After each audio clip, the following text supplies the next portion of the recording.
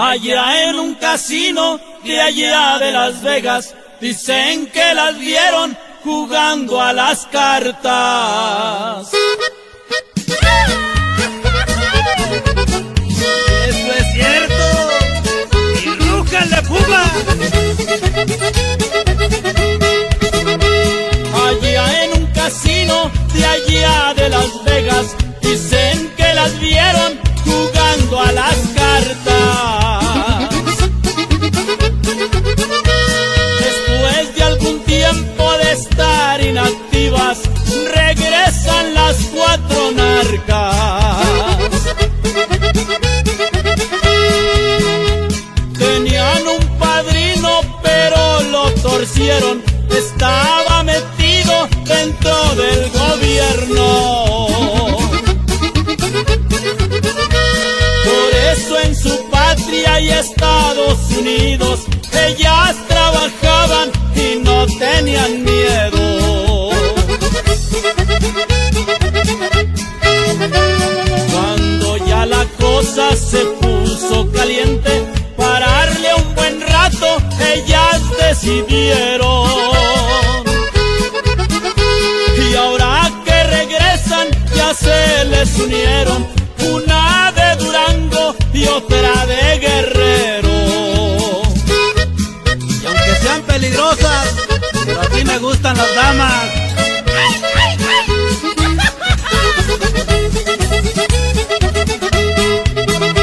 Las seis son hermosas pero peligrosas, son inteligentes y muy decididas. Vuelven a los bailes de bota y tejanas a derrochar lana y a tomar tequila. Allá en San José ya se les extraña, de pura tristeza cerró el Tropicana. Todo California como resintió la ausencia tan grande de las cuatro damas. A los que me escuchan y son competencia, yo les aconsejo que tengan cuidado. Quien se les enfrenta a las cuatro narcas, han sido muy pocos los que lo han contado.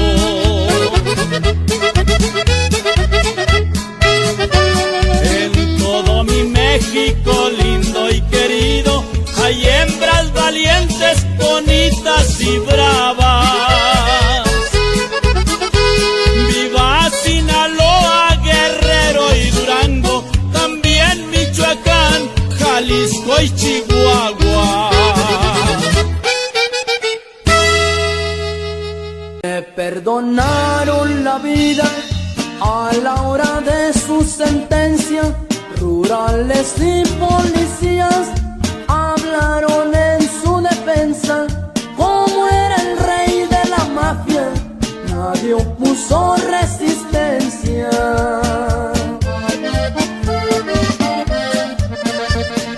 Más de 100 vidas debía en la Unión Americana. Las leyes lo perseguían, cual perseguir hierba mala. Frente de ellos se reía y más los atormentaba.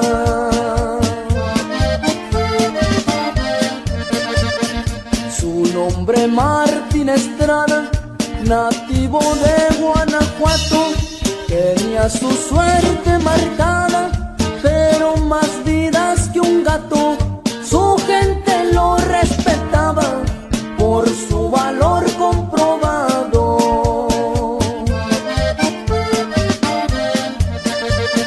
Allá en las Islas Marías lo quisieron fusilar, pero al saber lo que hacían se pusieron a llorar.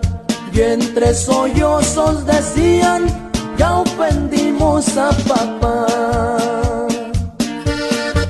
Y esto va para toda la raza pesada de Guanajuato.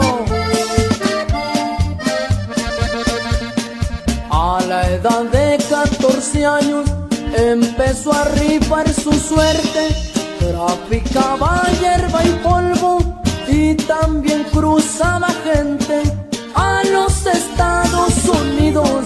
Su vida fue un duelo a muerte.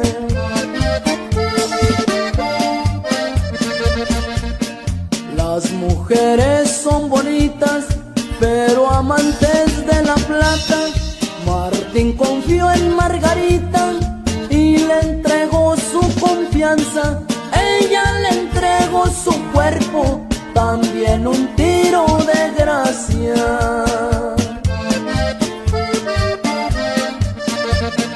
No se sabe quién sería el que lo mandó matar, pero él se fue de esta vida, ahora está en el más allá, dando cuenta de su vida y su alma descansa en paz.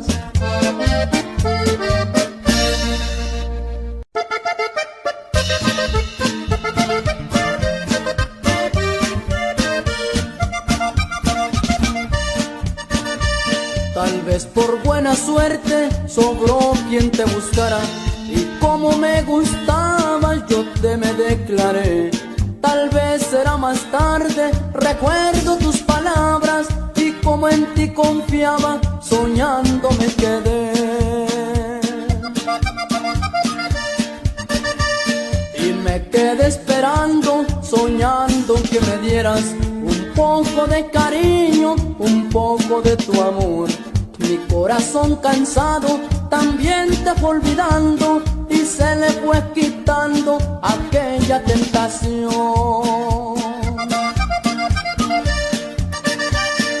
Hoy no eres tú ni la sombra de aquel amor que quise. Vuelves a mí cuando nada te queda, cuando todo perdiste. Y para estar a mano, pues yo también te pago con la misma moneda, con la misma moneda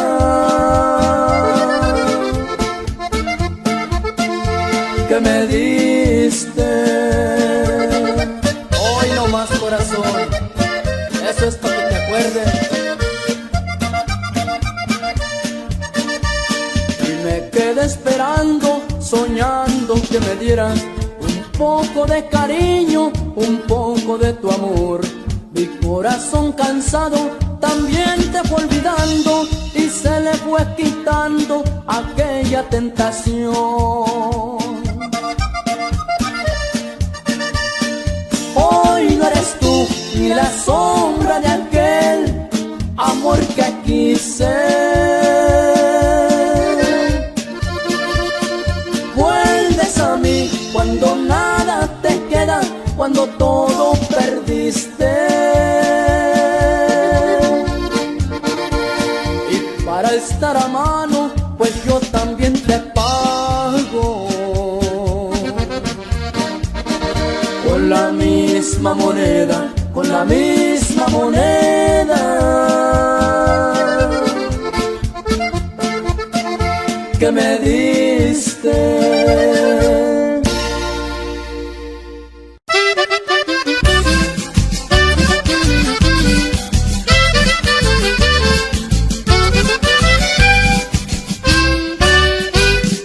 Al aguaje de las taunas llegó Rogelio Miranda, por avena pa' su potro y sotol pa' su garganta. Hasta luego, caballeros, voy pa' la Sierra Mojada. No tan aprisa, vaquero, los zarandeos Julián Parra, el azabache que montas no es fierro de la comarca, y esa montura plateada, cincho que la traes robada. Mi caballo y la montura, mi dinero me costaron, solo mi voz obedece, poco le jaló la rienda, y en los dos cuartos traseros de culo hasta la cerca. La salida de Julián Parra, 4 panteras guardaban. Se lleva 10 centenarios, el que el caballo me traiga. Media libra de la fina y mi vereta plateada. Y eso es cierto. ¡Y rújale, mis Pumas!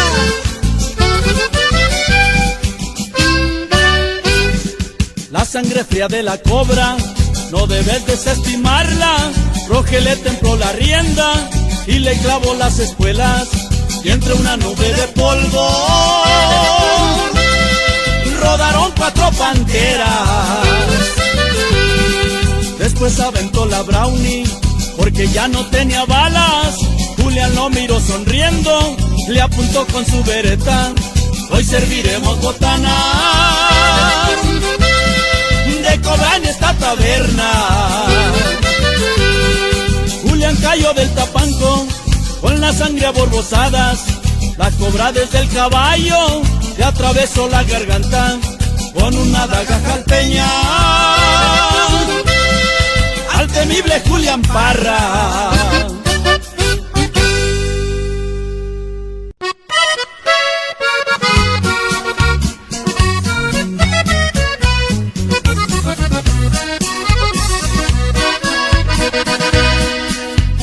Hablaban de sus influencias mientras que se emborrachaba.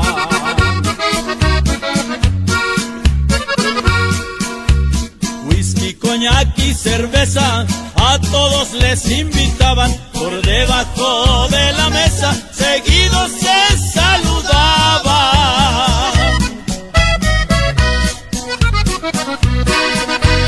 Entre perico y perico yo no le temo ni al diablo.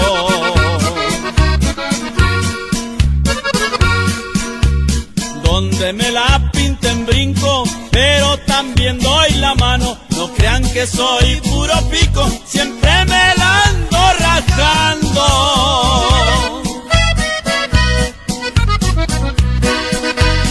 Unos de mis grandes vicios son las mujeres hermosas.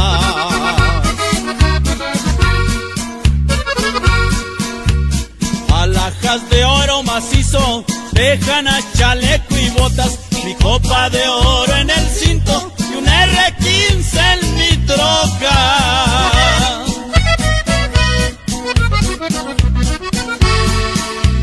Dos cocos lo certifican. El que no arriesga no crece. Muchos están en la lista, pero son jefes de jefes. Y gracias a ellos compitan, las leyes nos favorecen.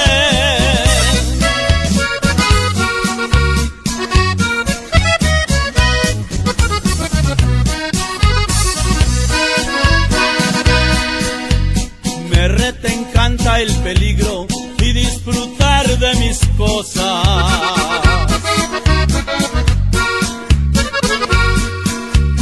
Desde que estaba chiquillo le daba vuelo a la hilacha. No se me asuste mi amigo, que el mundo es una subasta.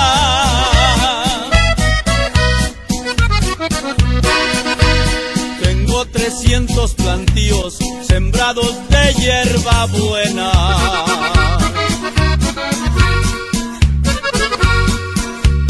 El que trabaja conmigo deben sobrarle las yemas para surtir cocodrilos de los que nadan y vuelan.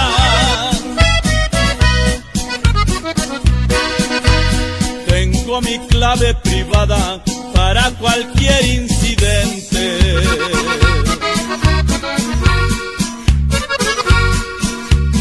Nomás hago una llamada para que pase mi gente y entreguen las toneladas a los gabachos mis clientes.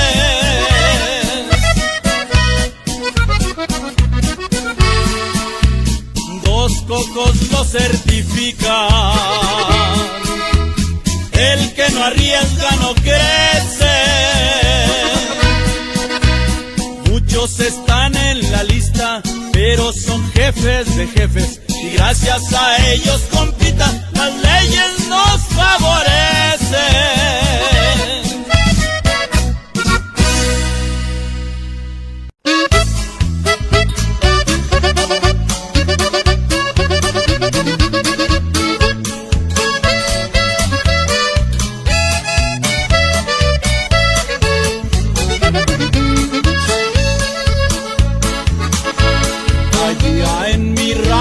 Nació un potro alazán tostado.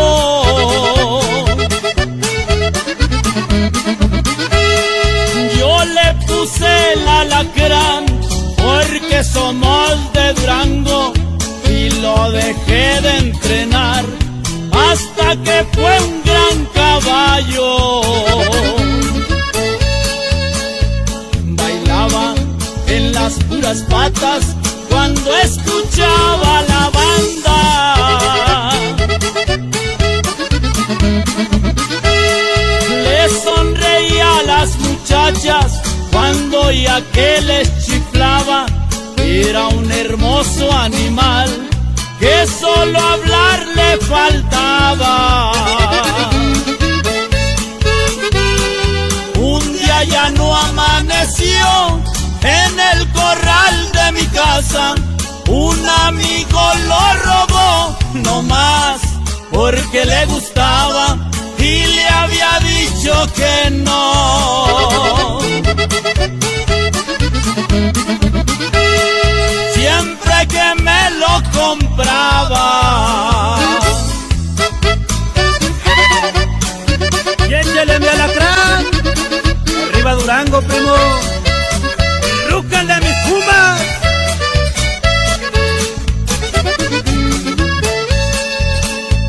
Se lo llevó a otra ciudad y ahí lo pintó de negro.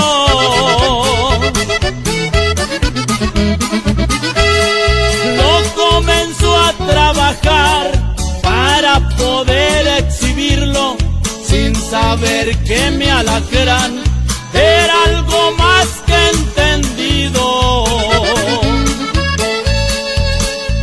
En el primer jaripeo al que ladrón lo llevó.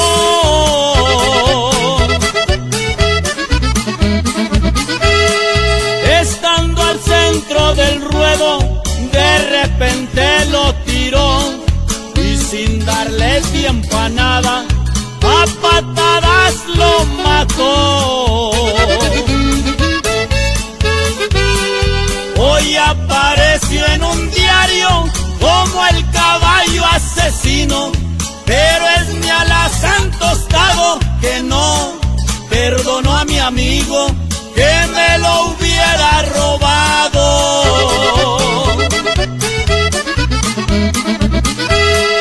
No más para presumirlo.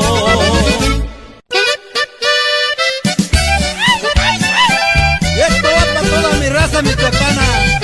Y esto también es cierto, primo. Lo regular y lo bueno en donde quiera se dan, pero hay que tener cuidado si hablamos de calidad. La mejor hierba la sacan del valle de Apatinga.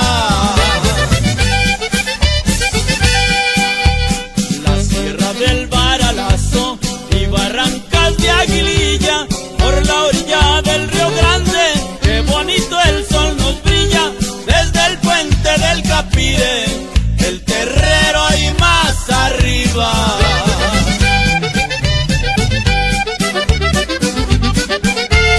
Si hablamos de hombres valientes, en donde quiera se dan, de Chiapas hasta Tijuana, de Durango a Yucatán, pero para gallos finos, los que son de Michoacán.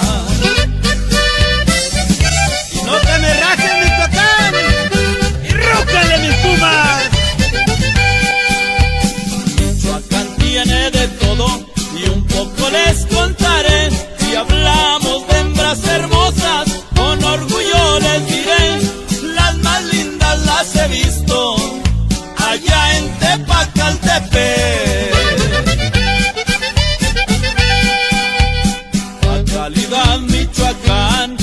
eso ya está comprobado.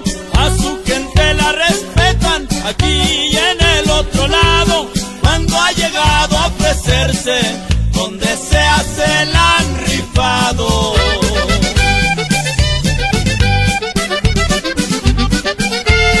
Es mi orgullo haber nacido en esa tierra bendita, que es cuna de hombres valientes y de mujeres bonitas. Calidad, Michoacán, que es la tierra más bonita.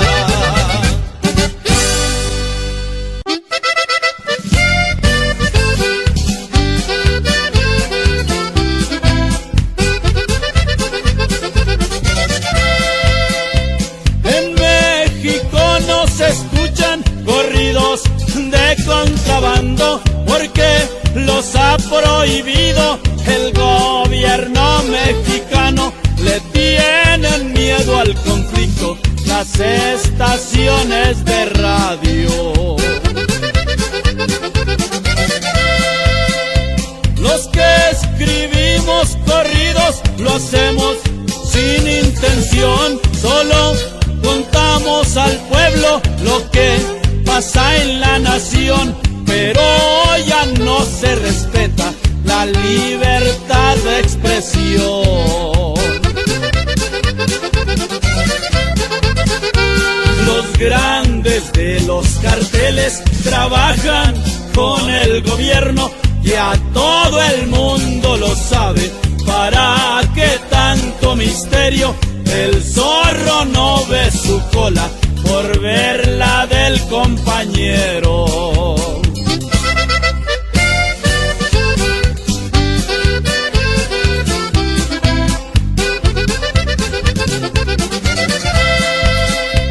Quieren engañar al pueblo con sus leyes comunistas. A los que hacemos corridos nos van siguiendo la pista. Antes que lleguen conmigo, paren al protagonista. Dicen que con los corridos incentivamos la gente. ¡Qué poca imaginación! No se hagan los inocentes. Quieren lavarse las manos y echarnos todo el paquete. Los grandes de los carteles trabajan con el gobierno, y a todo el mundo lo sabe. ¿Para qué tanto misterio? El zorro no ve su cola por ver la del compañero. Agarraron a Paredes en un retén de Sonora con 20.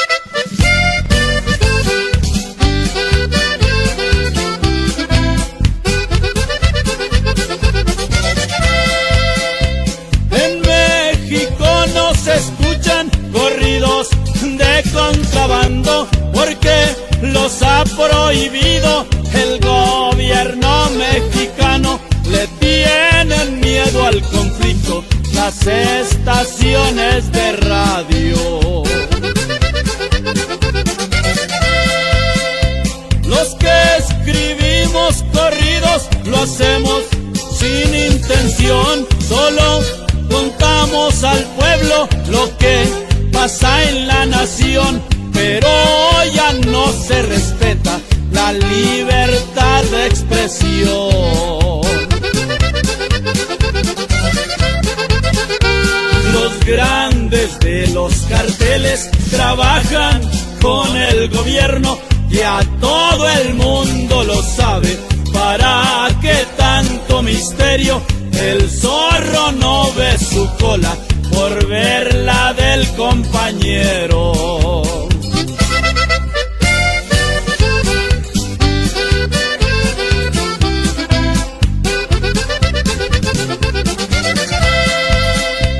Quieren engañar al pueblo con sus leyes comunistas. A los que hacemos corridos nos van siguiendo la pista. Antes que lleguen conmigo, paren al protagonista. protagonista. Dicen que con los corridos incentivamos la gente, que poca imaginación, no se hagan los inocentes, quieren lavarse las manos y echarnos todo el paquete. Los grandes de los carteles trabajan con el gobierno y a todo el mundo lo saben. ¿Para qué tanto misterio? El zorro no ve su cola por ver la del compañero. Agarraron a Paredes en un retén de Sonora con 20 ricos, la merma del traficante. Paredes de agradecido les donó el siguiente viaje. Burning Man, one opening hook. Every year in the middle of a vast and unforgiving desert, a city rises from nothing. No permanent buildings, no commercial advertisement, no traditional stage. And at the end of it all, it burns to the ground.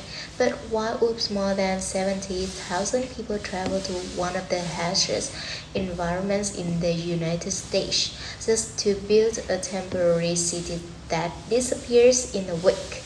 What is Burning Man really about? Is it a festival, an art experiment, a spiritual movement, or something much deeper?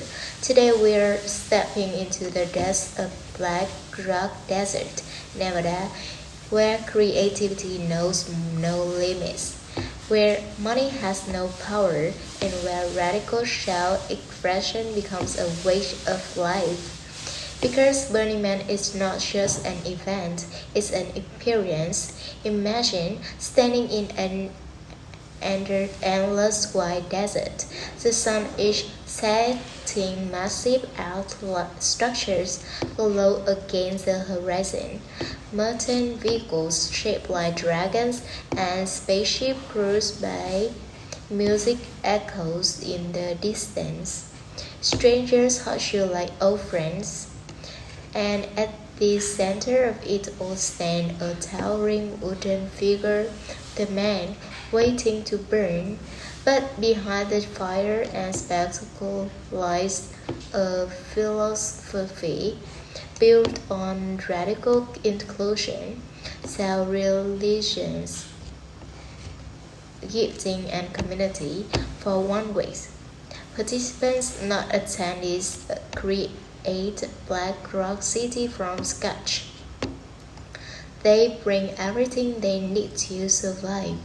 There are no vendors, no corporate sponsors, no spectators. Everyone contributes, everyone belongs. And then, in a dramatic and symbolic climax, the giant wooden effigy is set ablaze. A moment that feels both chaos and deeply spiritual. So how did this radical gathering begin? Why has it become one of the most influential cultural movements in modern history? And what really happens in the desert when the world's rules no longer apply? In this episode, we'll uncover the origins, philosophy, and unforgettable experiences behind one of America's most extraordinary events. Welcome to Burning Man. 2. Origin and history. Burning Man did not begin in the desert. It began on a beach in the summer of 1986 on Baker Beach in San Francisco. A small group of friends gathered to celebrate the summer solstice. Led by Larry Harvey and artist Larry James, they built an 8-foot wooden effigy of a man and set it on fire as the sun went down. There was no master plan, no global vision, no idea that its spontaneous act would grow into an international cultural phenomenon. It was simply an act of expression, a ritual of release. But something powerful happened that night. As strangers gathered, people felt connected. The fire created a shared emotional experience. Each year, the gathering grew, the wooden figure became taller, more people showed up. Was that as a small bonfire ritual evolved it into a creative community experiment? However, in 1990, local authorities refused permission to burn the effigy on Baker Beach due to safety concerns. Instead of ending the tradition, the group decided to move it. They relocated to the vast and empty Black Rock Desert in Nevada, a derelict bed with endless open space. And that changed everything. In the desert, there were no boundaries, no neighbors, no city rules. Participants could build large-scale as installations. They could experiment with architecture, performance, music, and radical shell expression. The empty place became a blank canvas. Throughout the 1990s, the event grew rapidly. Artists, hackers, musicians, dreamers, and free thinkers were drawn to the idea of creating a temporary city based on participation instead of consumption. By the mid-1990s, what was a bonfire gathering has transformed into a structured event with safety guidelines, city planning, and community principles. In 1997, organizers began designing a circular city layout, a symbolic shape that still defines Black Rock City today. In 2004, Larry Harvey introduced the 10 Principles of Burning Man. These principles including radical inclusion, gifting, decommodification, radical shell release, and leave no trace, became the philosophical foundation of the event. Burning Man was no longer just about burning an effigy. It was about creating a new way of living, even if only for 1 week. Over the decades, the festival grew into a global movement, inspiring regional burns in dozens of countries around the world. Silicon Valley innovators, artists, architects, and entrepreneurs have all been influenced by the ideas born in the desert. Yet, despite its growth, one thing remains the same. Every year, in the final act of the event, the man still burns, and when the flames die down, the city disappears, leaving no trace behind. From a small beach gathering to a 70,000-person desert city, Burning Man's history is a story of reinvention and radical imagination, and it all began with a simple fire on a beach. 3. Origins and History. Burning Man, United States. Burning Man began in 1986 as a small, spontaneous gathering on Baker Beach on the summer solstice.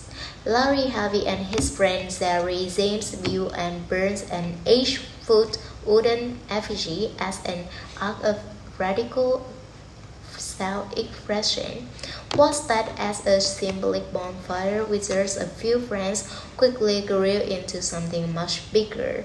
By 1990, local authorities no longer allowed the burning at Baker Beach, and the event moved to the vast desert, a black rock desert. This relocation transformed the gathering entirely. Instead of a simple beach ritual, Burning Man evolved into a temporary city built from scratch in one of the most extreme environments in North America. Such temporary city became known as Black Rock City, a fully formed urban space that exists for only 1 week each year before disappearing without a trace. Over time, the event developed its guiding philosophy, so known as the 10 Principles, introduced in 2004. These principles include radical inclusion, gifting, decommodification, radical self-expression, and leaving no trace. They serve as the ethical and cultural foundation of the festival. Throughout the 1990 and 2000, Burning Man grew from a few hundred participants into tens of thousands. Today, attendance regularly reaches around 70,000 people from across the globe. Despite its growth, organizers have worked to preserve the original spirit of creativity, participation, and community. The burning of the central wooden figure, the man, remains the symbolic climax of the event. What began as a simple artistic act on a beach has become one of the most influential cultural gatherings in the world, inspiring regional Burning Man events in dozens of countries. Burning Man began in 1986 on Baker Beach in San Francisco, when Larry Harvey and a small group of friends burned a wooden figure in celebration of the summer solstice. What started as a simple ritual would eventually grow into a massive temporary city in Nevada's Black Rock Desert, a place where art, freedom, and a radical self-expression redefine that a festival can be. 4. Cultural and philosophical significance. Burning Man, United States. For many participants, Burning Man is more than a festival. It represents freedom, creativity, community, and radical self-expressions. In the desert, people don't just attend, they participate. Burning Man is often misunderstood from the outside. To some, it looks like a massive desert party. To others, it appears chaos or extravagant. But for those who step onto the flare, Burning Man is a living experiment in human potential.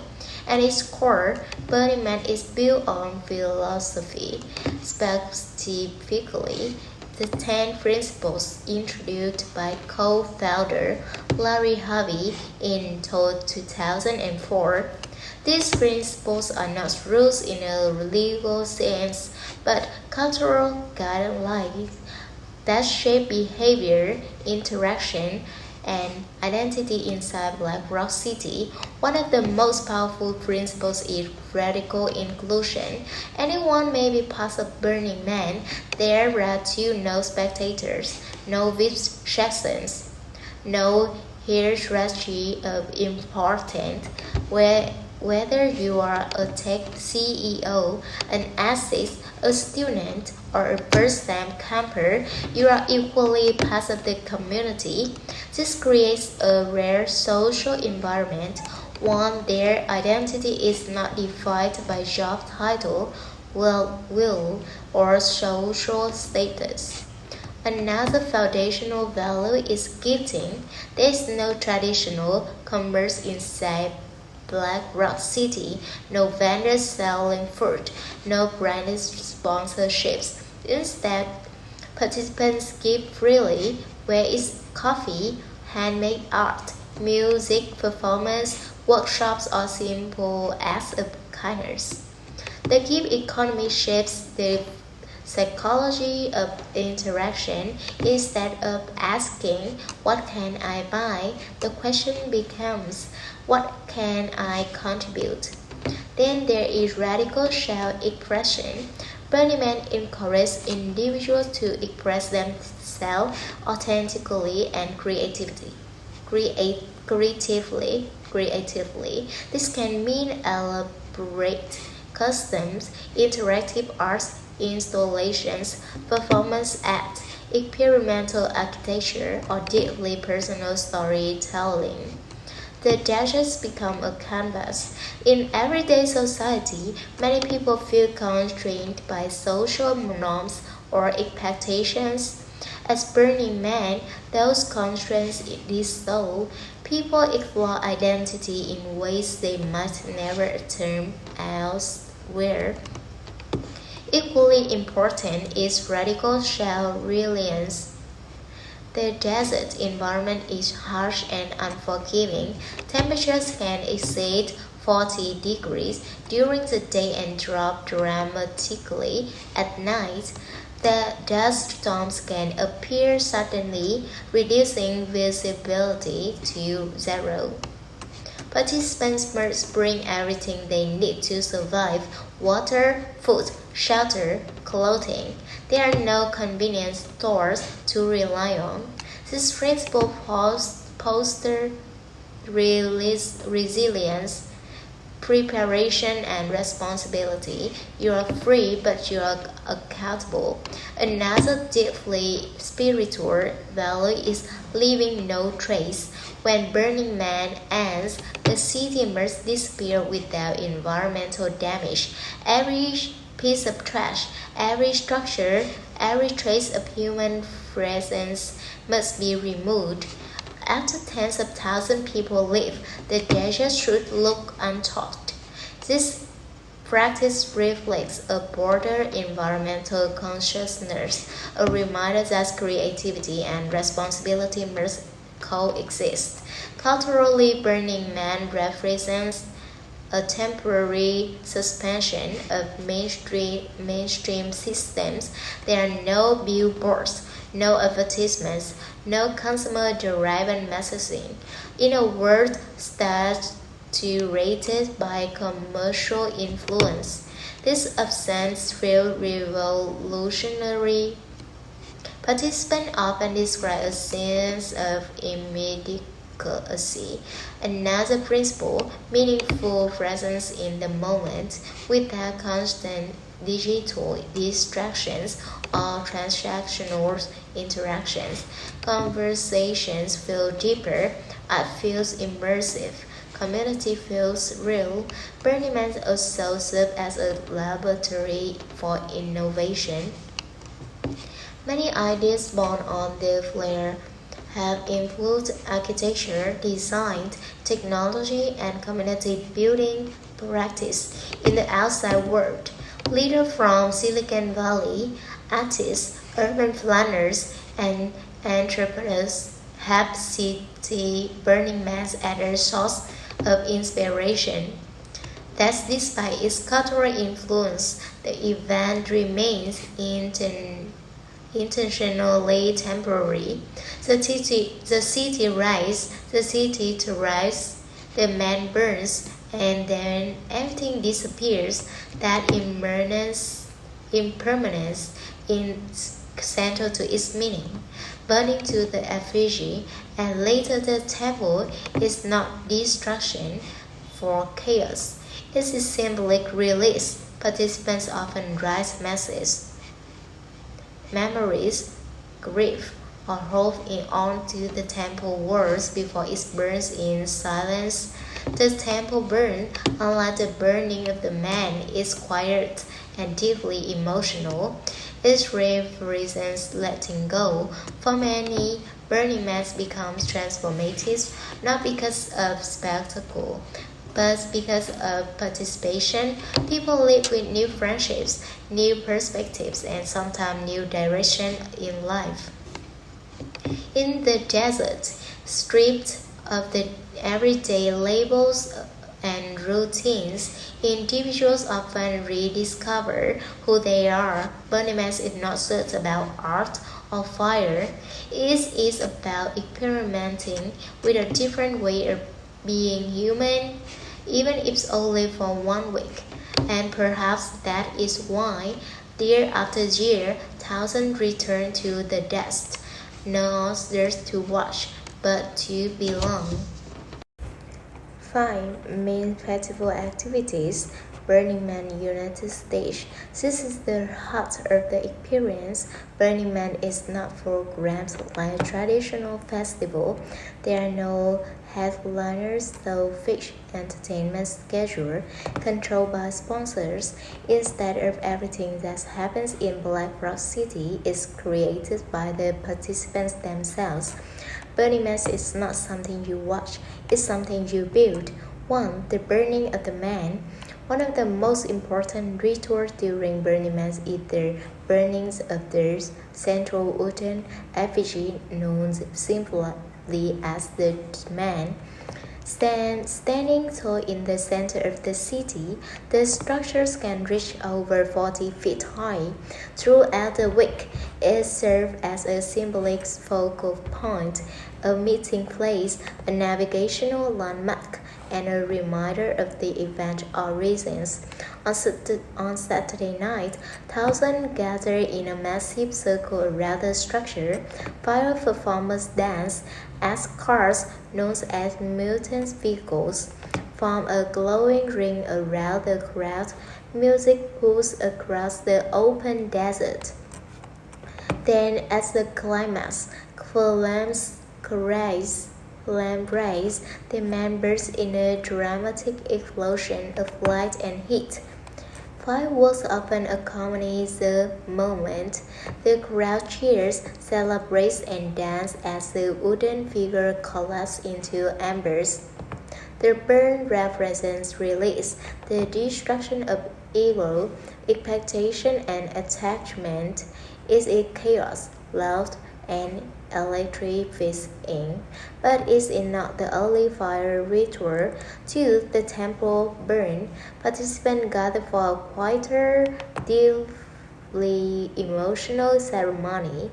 Unlike the high-energy burn of the man, the temple burn is silent and reflective. Each year, a new temple structure is designed by selected artists. Unlike other installations, the temple is a shared space. Participants write messages on its walls, tribute to lost loved one, letter to the future, confession, prayers, and memories. Throughout the week, people sit inside quietly. Some cry, some meditate, some simply observe. On Sunday night, the temple is set on fire. There's no cheering, no music, no celebration. The crowd stands in complete silence as the structure burns. For many, this is the most powerful moment of Burning Man, a collective arc of grief, healing, and release under the desert sky. 3. As installation and interactive experience. Art as Burning Man is not something you simply observe, as is everything in Black Rock City. Massive sculptures rise from their flare, some mechanical, some illuminated, some climbable, some interactive. These installations are often built over months by international teams and transported piece by piece to the desert. Unlike museum art, Burning Man's installations invite participation. You can climb them, talk them, walk through them, or even help operate them. At night, many pieces glow with less lights, transforming the desert into a surreal dreamscape. Some artworks eventually burn, others are dismantled and taken home, but all exist temporarily, reinforcing the theme of impermanence. For custom cars, mutant vehicles, participants wear elaborate outfits that reflect radical shell expression. They know the red card as Burning Man, and that's the point. Participants create costumes that range from futuristic cyberpunk to ancient tribal aesthetic, from minimalist desert survival gear to glowing neon fantasy designs. Shell expression is encouraged. Theme comes from the backbone of community life. This calm creates experience for others, coffee bars, dance floors, lecture space, yoga sessions, self-healing domes, game zones, and art workshops. No money is exchanged, everything is gifted. Mutant vehicles, art cars transform into dragons, pirate ships, jellyfish, or alien spacecraft cruise across the desert, often blasting music and inviting strangers upward. At night, these vehicles become moving sculptures of light. 5. Music, performance, and nightlife. Music fills the desert as the sun disappears. Although Burning Man is not marketed as a music festival, music is everywhere. Large-scale camps host electronic dance music that echoes across the flare. Smaller camps feature live bands, experimental performances, poetry readings, and theatrical acts. At sunrise, crowds gather at the flare sound system to dance as the first light breaks across the horizons. But unlike commercial festival, there's no advertised lineups. Performances happen organically. Surprise sets are common. Discovery replaces expectation. Night transforms the desert into another world. Let's play trace bicycles moving like glowing constellations. Fire dancers sprint flame against the darkness. The Milky Way sketches overhead with astonishing clarity. It feels otherworldly. 6. Daily life in the desert. Survival itself becomes part of the experience. Daily life as Burning Man is shaped by the environment. Dust storm can appear suddenly, covering everything in white powder. Goggle and face covering as essential. Hydration is critical. Shade structures become gathering space during intense heat. Bicycles are the primary mode of transportation across a vast area. Despite their harsh conditions, there's a sense of joy in self-reliance. Participants cook together, prepare structures together, and solve problems together. Community is not optional, it is necessary. Burning Man is not defined by a single activity. It is defined by participation, fire, art, community, and transformation. For 1 week, in the middle of the Nevada desert, a city built on imagination comes alive, and then just as suddenly it disappears, leaving only dust memory and the promise to return. 6. Interesting facts and hidden secrets. Burning Man's United States. Here are some fascinating facts you may not know about Burning Man. For example, did you know that Burning Man is legally classified as a temporary city? Each year, Black Rock City becomes one of the largest cities in the Nevada, complete with its own airport, post office, medical services, and even a Department of Public Works. For 1 week, it functioned like a fully operational municipality in the middle of the desert. Another surprising rule: there is almost no money allowed inside the event. Burning Man operates on a gig economy. Aside from ice and coffee sold by official organizers, commerce is prohibited. No brand sponsorship, no advertising banners, no corporate logos. This principle, called decommodification, is strictly protected to preserve the event's culture. Here's something many outsiders don't realize: the desert environment is extremely dangerous.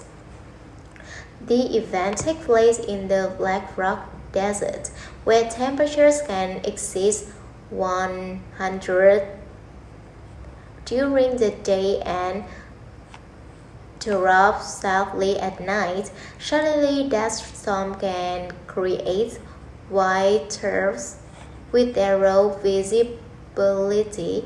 Radical self-reliance isn't just philosophical, it's essential for survival. Another hidden detail is the massive cleanup effort. After the event ends, participants must follow the leave no trace principle. Even small debris, called MOOP, matter hour flares, must be removed. The flare is inspected carefully by organizers and government authorities. The goal is to leave the desert looking untouched. There is also a little-known emotion ritual beyond the man burn, the temple burn.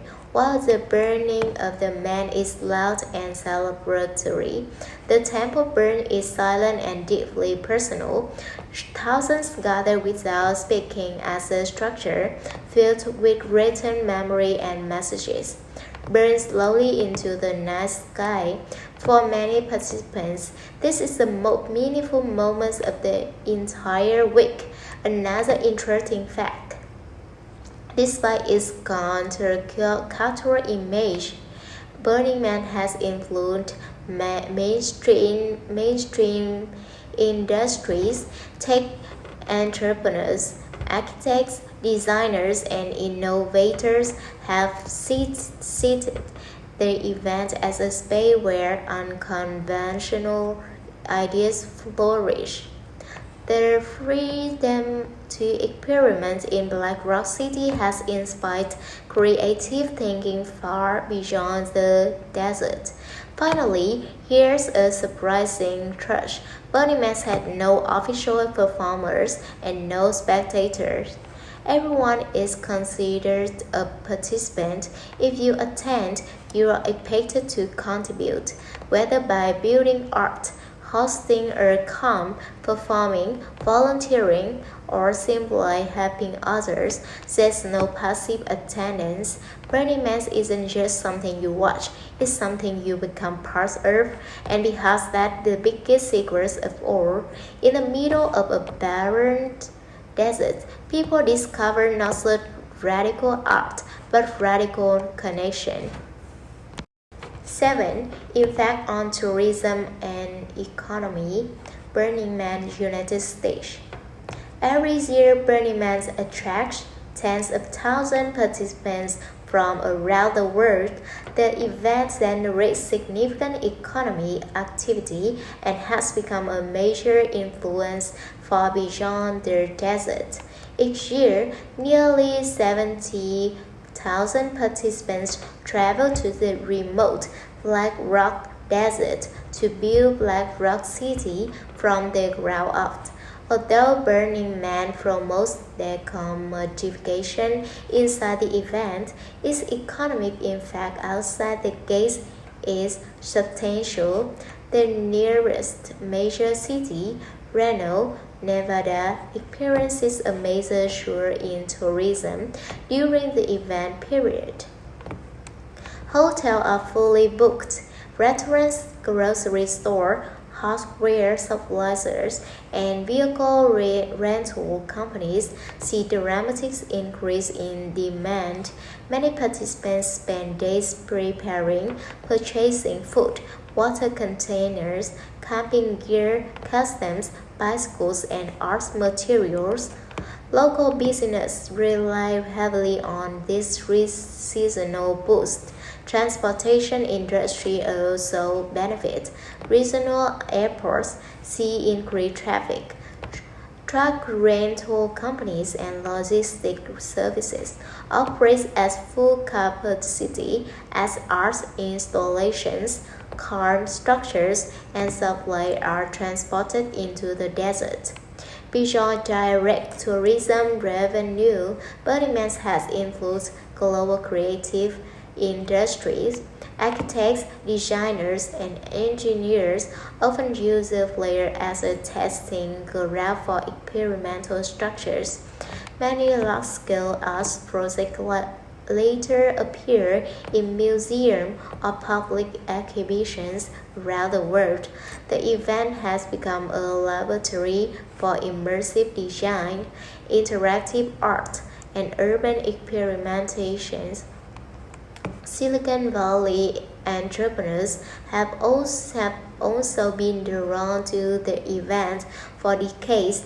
Leaders in technology and innovation attend not as celebrities but as participants, contributing to charms and projects. The culture of radical experimentation, rapid prototyping, and collaborative problem-solving mirrors that of culture in surprising ways. In fact, Burning Man has indirectly influenced design thinking, community building models, and alternative economic experiments worldwide. At the same time, the event requires extensive coordination with state and federal authorities, permits, environmental inspections, and land management agreements are necessary each year. Organizers work closely with agencies to ensure environmental compliance under the Leave No Trace principle. Economically, Burning Man represents a paradox. Inside the city, money is intentionally minimized. Outside the city, millions of dollars circulate through surrounding communities. Culturally, its influence extends even further. Regional Burning Man events now circulate across Europe, South America, Africa, Asia, and Australia, spreading their principles of gifting, participation, and radical self-expression worldwide. What began as a small beach burn in 1986 has evolved into a global movement with measurable economic impact and immeasurable cultural influence. Burning Man may last only 1 week each year, but its ripple effects last far longer. Travel tips for visitors. Burning Man, United States. If you plan to experience Burning Man in person, here are a few tips. Prepare carefully, respect the culture, and always take responsibility for yourself. First, understanding this, Burning Man is not a typical festival. It takes place in the remote Black Rock Desert, one of the harshest environments in North America. Preparation is everything. Best time to go. Burning Man usually happen in late August through early September. Daytime temperatures can exceed 38 degrees, while nights can become surprisingly cold. Dust storms are common. Plunge your clothing for extreme heat, cold night, and high winds. Arrive early if possible. Many experienced participants come a day or two before the main events to set up camp and acclimate to the environment. What to prepare? Radical self-reliance is one of the core principles. You must bring at least 1.5 gallons, 6 liters of water per person per day, non-perishable food for the entire week, a goggle and face covering for dust storms, shade structure for daytime heat, warm layer for nighttime, a bicycle for transportation across the flare, trash bags to pack out everything you bring. There are no convenience stores inside Black Rock City. If you forget something essential, you must rely on the generosity of others, but you should never expect it. Safety cultural equist. Respect the environment. The leave no trace principle means you must remove all waste, including small debris, known as matter hour flags. Respect consent. Burning Man culture strongly emphasize personal boundary. Always ask before taking photo of individuals.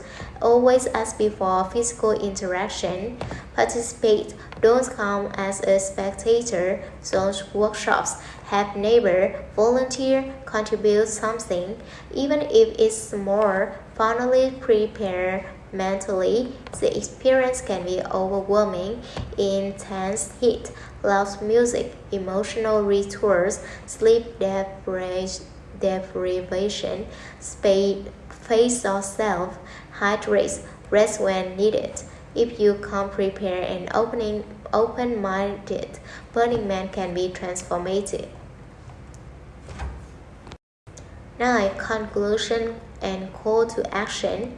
Burning Man is more than a gathering in the deserts. It is a bold experiment in creativity, community, and human possibility. For one extraordinary week, tens of thousands of people built a city based not on commerce, but on contribution, not on consumption, but on participation. In the middle of death and fire, strangers become collaborations, breakers, as become architecture, and impermanence become the most powerful matches for all. When the man burns, it is not just a spectacle. It is a reminder that everything is temporary and that meaning comes from what we create together. If you enjoy discovering the story behind Burning Man, don't forget to like, subscribe, and join us as we explore more of the world's most fascinating festivals and cultural experiences, because somewhere out there, beyond the dust, beyond the fire, another extraordinary story is waiting to be told.